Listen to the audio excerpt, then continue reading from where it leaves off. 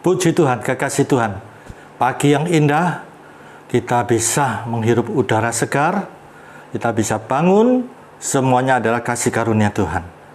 Tentunya setiap hari kita mau mengalami sukacita yang sejati, damai sejahtera yang sejati. Nah, di sini Mazmur pasal 90 ayat 14 menegaskan setiap pagi kita kenyang dengan kasih karunia Tuhan, maka hari-hari kita jalani dengan sukacita. Puji Tuhan, kita mau menjalani hari-hari dengan sukacita supaya kita melihat Tuhan nyata dalam hidup kita. Karena dengan damai sejahtera, sukacita, maka kita bisa berpikir jernih dan kita bisa menangkap apa yang Tuhan mau kerjakan dalam hidup kita ini. Puji Tuhan. Kita akan mendengarkan satu kebenaran sebelum kita berdoa terlebih dahulu. Bapa Surgawi, kami akan mempelajari kebenaran firman Tuhan. Mari Tuhan, urapan Roh Kudus atas kami, supaya kebenaran ini Tuhan, kebenaran yang memerdekakan kami. Dalam nama Tuhan Yesus Kristus. Amin. Puji Tuhan, kita akan belajar bersama-sama satu kebenaran firman Tuhan. Mata air yang terus-menerus memancar. Mari kita membaca dalam Yohanes pasal 4 ayat 12 sampai 14. Demikian firman Tuhan. Adakah engkau lebih besar dari bapa kami Yakub yang memberikan sumur ini kepada kami dan yang telah minum sendiri dari dalamnya, ia serta anak-anaknya dan ternaknya? Jawab Yesus kepadanya, barang siapa minum air ini akan haus lagi. Tetapi barang siapa minum air yang akan kuberikan kepadanya, ia tidak akan haus untuk selama-lamanya. Sebaliknya, air yang akan kuberikan kepadanya akan menjadi mata air di dalam dirinya yang terus-menerus memancar sampai kepada hidup yang kekal. Kekasih Tuhan, kebenaran ini sangat dalam. Perempuan Samaria ini, dia di dalam kehidupannya bergantung dari air yang diambil di sumur Yakub. Bukan saja perempuan Samaria ini, penduduk sekitarnya. Ya, dari sejak dibangun sumur Yakub ini sampai pada masa Yesus, sumur itu airnya memberikan untuk kehidupan sehari-hari bagi penduduk di sekitarnya. Nah, saat itu Yesus ada di sumur Yakub ini. Perempuan ini bertemu dengan Yesus. Yesus mengatakan, berikanlah aku minum. Perhatikan di sini, ya. Berikan aku minum. Tetapi perempuan Samaria ini mengatakan, masakan Yesus, engkau seorang Yahudi minta minum kepadaku seorang Samaria? Di sini sebab orang Yahudi tidak bergaul dengan orang Samaria, ya. Ini di dalam budaya saat itu orang Samaria ini adalah orang Yahudi yang kawin-mawin dengan non-Yahudi, sehingga mereka ya keyakinannya sesuai dengan ya pasangan hidup mereka. Ada yang menyembah berhala, ada yang punya budaya yang tidak sesuai dengan tradisi Yahudi, dengan keagamaan Yahudi. Nah, sehingga orang Yahudi tidak bergaul dengan orang Samaria.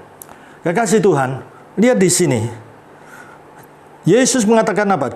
Jikalau engkau tahu tentang karunia Allah dan siapa dia yang berkata kepadamu, berilah aku minum, niscaya engkau telah meminta kepada Tuhan, dan Tuhan telah memberikan kepadamu air hidup. Nah ini, Yesus menyatakan tentang air hidup, air kehidupan. Nah, kuncinya apa? Kuncinya adalah siapa yang percaya.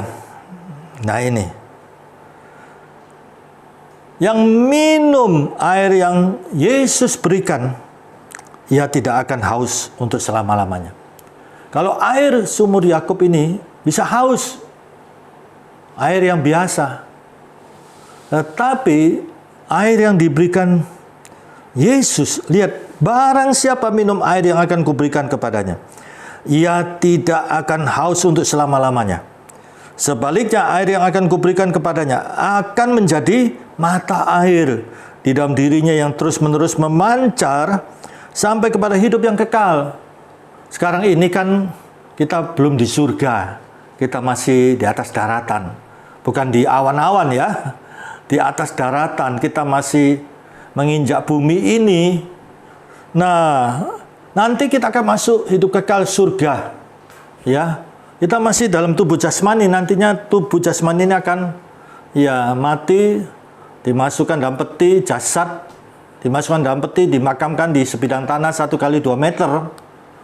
Nah, lihat di sini kalau saudara teliti. Ya, barang siapa minum air yang Yesus berikan akan menjadi mata air di dalam dirinya yang terus-menerus memancar. Terus-menerus memancar sampai kepada apa? Sampai kita masuk surga karena iman kita kepada Yesus. Jadi, kita ini kan masih hidup di dunia, di atas daratan ini, di bumi ini. Berarti sangat membutuhkan mata air ini. Mata air di dalam diri kita. Supaya terus-menerus memancar. Memancar dalam hidup ini. Di dalam menjalani hidup di dunia ini supaya pancaran mata air ini terus memancar. Karena apa? Karena ini untuk mengantisipasi jangan sampai kita terjerat oleh kenikmatan duniawi ini. Duniawi tidak bisa memberikan kenikmatan. Lihat perempuan Samaria ini. Ya. Dia tahu jelas bahwa air yang dia ambil di sumur Yakub itu tidak bisa memberikan kepuasan. Akan haus lagi. Dan sampai kepada hal yang sangat-sangat ya prinsipil di dalam hidupnya. Dia sendiri tidak puas akan hidup ini. Dia mempunyai sampai 5 suami. Kehidupannya tidak ada damai, sejahtera, kepuasan yang sejati. Sampai begitu rupa. Dan disinilah konseling Yesus sampai kepada akar masalah, ketidakpuasan. Kasih Tuhan, supaya kita tidak terjerat oleh tawaran-tawaran duniawi yang menggiurkan.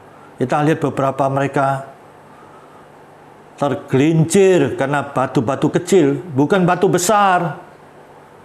Kalau ada batu besar kita melihat, kita akan ya menyingkir. Tapi banyak orang yang jatuh sampai terpuruk karena tergelincir oleh batu-batu kerikil. Nah, ini jangan sampai dalam hidup kita. Jangan sampai hidup kita tragis, memprihatinkan, menyesal di belakang, dan sudah terlambat. Jangan karena kenikmatannya sesaat kita malu sampai anak cucu menjadi bahan pembicaraan. Itu sebabnya Yesus mengajarkan kepada kita, jangan beri kesempatan kepada iblis. Di dalam ya surat Efesus melalui Rasul Paulus, apabila kamu marah, apabila bisa marah. Padahal itu konteks manusia baru loh. Kita menjadi manusia baru bukan jadi malaikat suci. Tetap diingatkan, apabila kamu menjadi marah, lihat, jangan sampai matahari terbenam. Jangan beri kesempatan kepada siapa? Iblis. Lihat, iblis pun mencari kesempatan. Padahal iblis kepala setan-setan itu. Dia bukan mencari yang kakap, yang teri pun dia cari, yang celah-celah kecil pun dia cari untuk menjatuhkan seseorang. Ya, iblis ini kepala setan-setan, bukan yang setan-setan yang kerucuk-kerucuk itu. Ya, Paulus sendiri menyatakan, Rasul Paulus, alam roh ini iblis yang terorganisir. Ada pemerintah-pemerintahannya, ada penghulu-penghulunya, ada ya penguasa-penguasa, ada roh-roh jahat di udara, roh-roh teritorial. Mereka sudah pernah menjatuhkan orang-orang kuat dalam Alkitab seperti Simpson punya kekuatan jasmani. Jatuh dari terus-menerus mendengar rayuan Dalila. manusia kedagingannya diberi makan terus. Daud, orang kuat, punya kerajaan yang kuat, tentara yang selalu menang, prajurit yang selalu menang, fasilitas. Lihat, orang kuat kerajaan, tapi jatuh. Karena apa? Mata melihat, diberi makan melihat. Ya, kalau Simpson jatuh kena Delilah, dikatakan dalam Hakim-Hakim, terus-menerus pantang mundur, merayu terus. Nah, Daud melihat, ya, diikuti keinginan matanya. Akhirnya menginginkan Batseba, padahal sudah punya suami. Suaminya Uria ditempatkan di medan perang paling depan, tewas. Daud pakai cara kotor untuk mendapat Batseba. Lihat, Salomo punya hikmat pengetahuan, kekuatan pengetahuan. Sampai banyak ya utusan-utusan raja datang memberikan upeti. Bahkan diberikan perempuan-perempuan, maaf ya, karena sejarah sudah terjadi. Ya, jangan kita katakan 3 itu salah satunya wanita. Ya, itu mendiskreditkan. Kalau saya katakan 3 itu yang seringkali menjatuhkan orang, harta, tata, cinta. Ya, jangan katakan wanita. Ya, cinta. 3 hal ini sering membuat orang tergelincir, bahkan jatuh terpuruk. Nah, di sini mereka membangun manusia kedagingan, tidak membangun manusia rohnya. Nah, di sini Rasul Paulus mengajarkan teologinya adalah membangun manusia roh, saudara. Manusia jasmani kita semakin merosot, tapi manusia rohani kita harus semakin mantap, semakin bertumbuh. Nah, di sini kekasih Tuhan. Setiap pagi saya selalu sediakan air ya. Karena mata air, saya ambil air di dispenser, 1 gelas, kemudian saya berdoa, saya bacakan ayat ini. Tuhan, air ini air biasa. Tetapi saya minta Tuhan, sebagaimana di dalam Yohanes pasal 4, ayat 13-14, Tuhan adalah air kehidupan yang sejati. Memberikan damai sejahtera yang sejati. Sukacita yang sejati. Sukacita yang berkemenangan. Nah ini, mata air yang terus-menerus memancar sampai kepada nanti saya masuk surga. Dalam nama Tuhan Yesus. Dalam nama Tuhan Yesus. Bukan saya menjadikan air itu jimat atau berhala, bukan. Sama dengan perjamuan suci sakramen ya, roti dan anggur. Roti itu kita berdoa. Ya. Air itu kita berdoa, air anggur itu. Tapi didoakan pendeta terlebih dahulu. Ya, didoakan supaya roti itu menjadi tubuh Yesus, anggur itu menjadi darah Yesus. Nah ini, setiap mereka yang percaya menjadi satu dengan Tuhan, mengalami kuasa pengorbanan Yesus, kuasa kebangkitan Yesus. Nah di sini, ya, untuk mengingat bahwa Yesus adalah air kehidupan yang sejati. Saya berdoa Tuhan berkati air ini. Sesuai Yohanes pasal 4 ayat 13-14. Air ini Tuhan berkati menjadi air kehidupan, yaitu Yesus sendiri. Dan menjadi mata air yang terus-menerus mengalir, memancar sampai hidup kekal. Ayat yang terakhir kita baca dalam Yohanes pasal Injil Yohanes, kita membaca pasal 7. Injil Yohanes pasal 7, kita perhatikan di sini. Ayat 37 sampai dengan 39. Air sumber hidup. Dan pada hari terakhir, yaitu pada puncak perayaan itu, Yesus berdiri dan berseru, barang siapa haus, baiklah ia datang kepadaku dan minum. Bagaimana saudara sekarang? Saudara sedang haus? Hati saudara hampa? Hati saudara sedang, ya, tawar hati? Kering?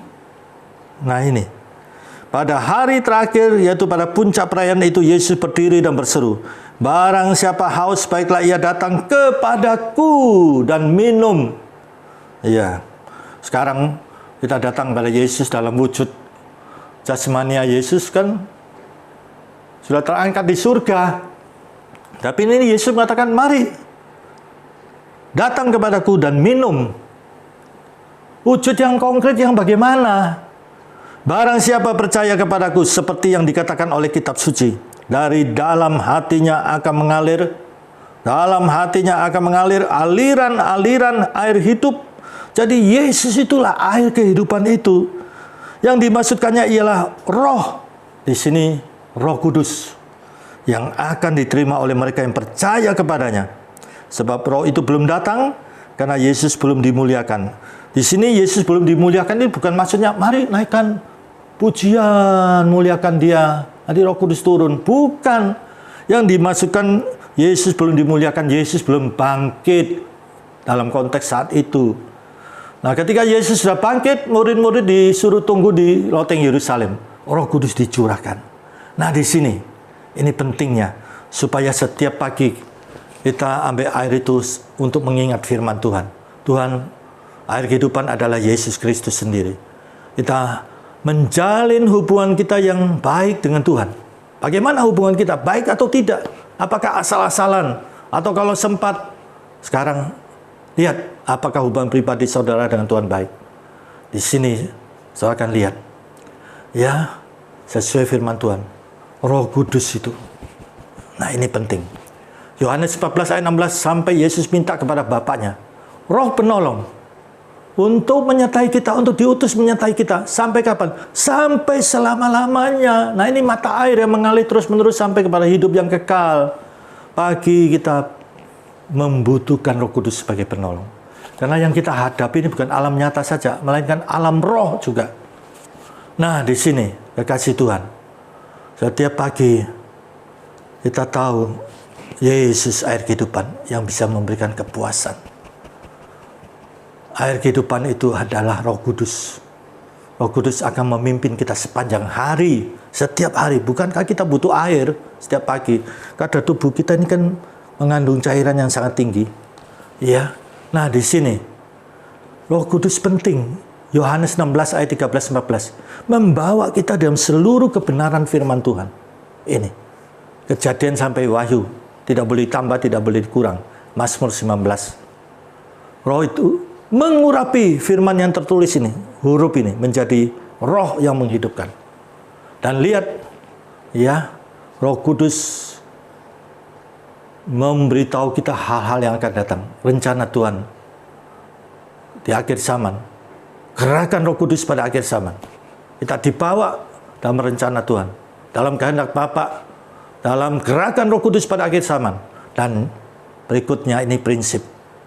Roh Kudus selalu memasyurkan Tuhan Yesus Kristus. Nah, ini penting. Kalau kita memasyurkan diri kita, promosi diri kita, Roh Kudus tidak akan bekerja dalam hidup kita. Nah, mereka yang tanpa Roh Kudus pasti apa yang ada? Roh pemecah. Di dalam Yudas pasal 1 ayat 19 ayat 20. Sebab itu disuruh apa? Bangun dasar imanmu. Iman yang suci kepada Yesus. Dan berdoalah dalam Roh Kudus. Nah, ini. Berdoa dalam Roh Kudus jangan ditafsirkan yang macam-macam.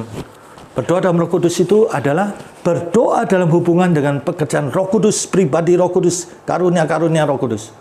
Perlengkapan senjata Allah itu yang diminta Rasul Paulus untuk kita pakai melawan tipu muslihat iblis. Dasarnya apa? Berdoa dalam Roh Kudus dengan tidak putus-putusnya. Maka perlengkapan senjata Allah itu menjadi hidup, penuh power, penuh kuasa. Lihat, saudara akan beda. Puji Tuhan. Mari kita berdoa. Bapa Surgawi, pada saat ini setiap pendengar kebenaran firman Tuhan, sebagai hamba Tuhan kami berdoa dan sepenuh hati, jiwa, dengan sepenuh keberadaan kami. Setiap pribadi pada saat ini yang dalam keadaan galau, stres, depresi, ada masalah pribadi, keluarga, pekerjaan, usaha, mungkin kesehatan saat ini. Kami berdoa dan sungguh-sungguh kami berseru dalam nama Tuhan Yesus Kristus. Dalam nama Tuhan Yesus Kristus, pilu Tuhan Yesus, sembuhkan yang sakit. Tangan Tuhan yang berlubang di kayu salib menjamah setiap pribadi. Dalam nama Tuhan Yesus, setiap pribadi dijamah oleh Tuhan, ditolong Tuhan. Karena Tuhan penuh belas kasihan dan maha penyayang. Terima kasih Tuhan, kami percaya setiap pribadi ditolong Tuhan. Bangsa negara kami Indonesia dalam wabah COVID ini Tuhan, Tuhan yang berdaulat. Hati Tuhan penuh belas kasihan, Tuhan maha penyayang. Mari Tuhan kami hamba Tuhan memohon, tolonglah bangsa negara kami yang kami cintai ini.